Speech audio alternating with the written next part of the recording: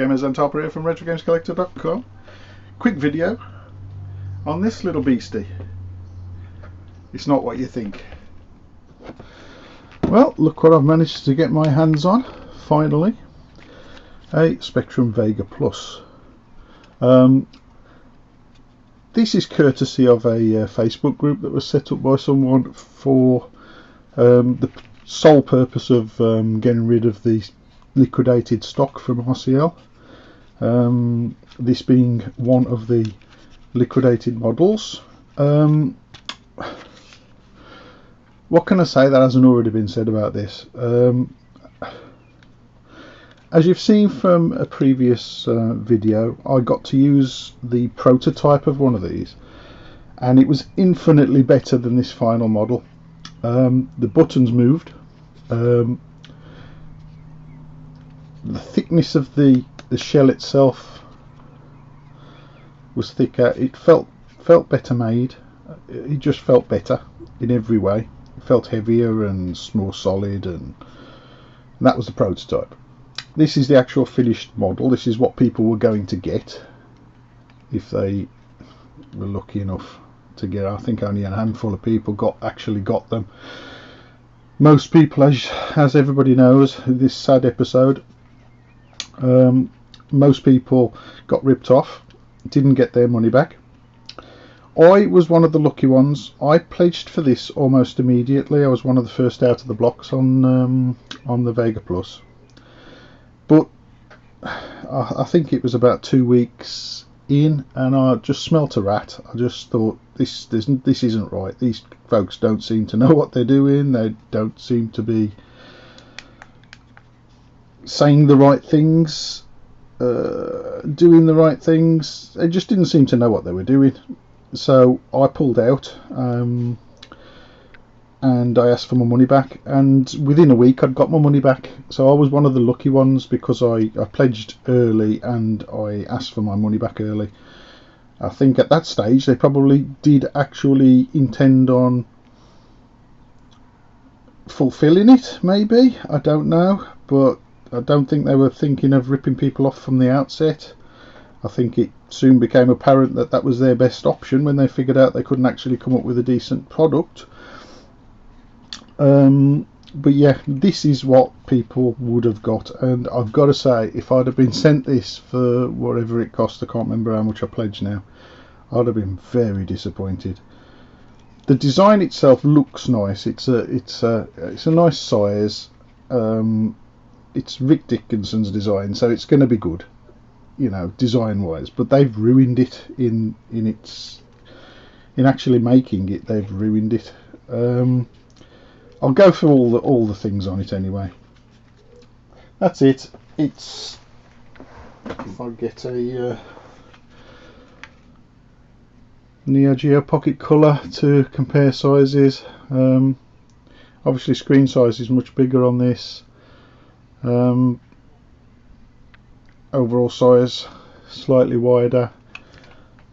It's a decent size. It feels nice. It's the right size. And the screen is a decent size on it. It was in that sense it's okay. Everything else, build quality and everything else about it is just wrong. The plastic itself is so thin. I can't even tell you how thin this plastic is. It's horrible. Because you find on a normal handheld it will feel fairly solid and nice. This is like margarine tub plastic basically. It's horrible. It's ABS, but it's thin, very very thin. I mean, talk about cost cutting, Jesus. The buttons, everybody, I played on the prototype, and the buttons moved on it, and you could actually control whatever was going on the screen. Now this has got all its insides, but most of these don't work. So this is what they produced, an unworking Vega Plus. I don't know what's wrong with it. It powers up. I've charged it up. I've reconnected the battery. The battery was disconnected when I got it. Which I found out why actually. But I reconnected the battery. I charged it up. and it powers on. Little green light pops up there, but then you can't actually power it off again because the power button doesn't work. None of the buttons work. The screen doesn't work. I don't know what's wrong with it. I think this was what people were going to get. Broken Vega pluses. It's the only thing that feels alright on it is the volume switches and the reset switch, because they are clicky momentary switches, so they feel okay. But these, I can't really explain what these feel like. They do go in, but it feels like you've got so much resistance. It doesn't want to go in. I don't know what it's pressing against. I can't tell you. I don't know what's behind there, so I can't I can't tell you what's going on. But they just don't feel like buttons on a console, on a handheld console. And the D-pad, well, Lord above, you'd never be able to use that. It doesn't move. It's solid. The screen itself, I mean, well, the quality of it, I think you can probably see actually in the reflection on there how this plastic cover on the screen isn't flat. It's like wobbly, so it's not. Can you see that? Can you see how it's distorting the reflection there? That's because it's not. If you look at this in the light, you can see it's not flat. It's got kinks in it. It's so bad, and I would imagine that's extremely thin as well. Yeah, it is. It's just really thin, horrible thin, clear plastic. There's nothing right with it, basically. Another thing with it as well, the back is joined there. I don't know whether you can see that. You see where the back is joined onto the front of the section just there. This is sharp on your fingers. It scratches your fingers as you're holding it. It's really uncomfortable. It's like digs into your hand. It's sharp. It's a sharp edge basically on there. Not good. And I'm pretty sure that's not how Rick designed it. In fact, this is just an insult to his name, frankly. It's an insult to everybody who pledged.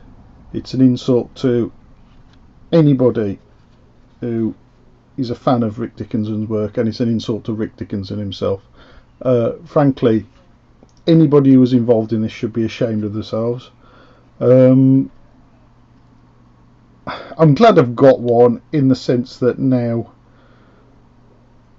there may be some closure to it. There's talk of people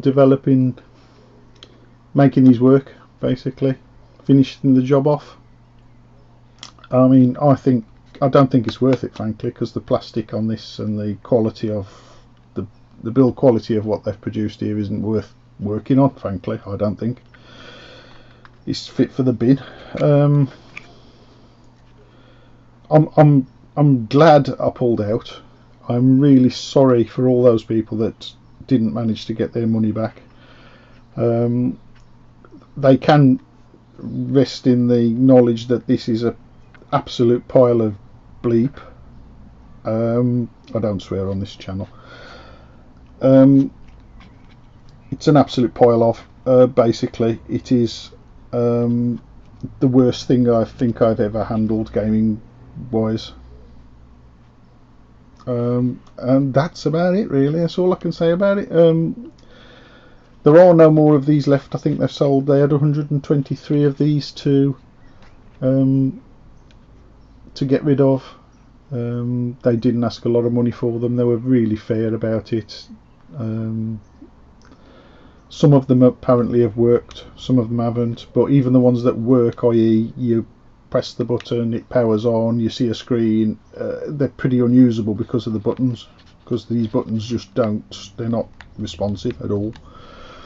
So apparently even the ones that do power on, they're useless. Nobody can actually use them. So I think, in the sense that yes, you've lost money, but you weren't getting anything for your money anyway. Frankly, it wouldn't have been a usable product. You'd have been almost as disappointed with the final product as you would not getting anything at all, in my opinion. If I'd have had this, I'd have just I think I'd have thrown it in the bin. It's just terrible, absolutely terrible. It's the worst thing I've ever seen. Like I say, worst gaming device I have ever seen. Cheap, nasty, Chinese little handhelds are made way better than this. Yeah, so there you have it, the Spectrum Vega Plus. Nobody has missed anything at all. It is horrible. And with that, I'll sign off. Thanks for watching. Please like, subscribe, hit that notification button if you want to hear any more ramblings from me. And until next time, I'll see you guys then. Bye.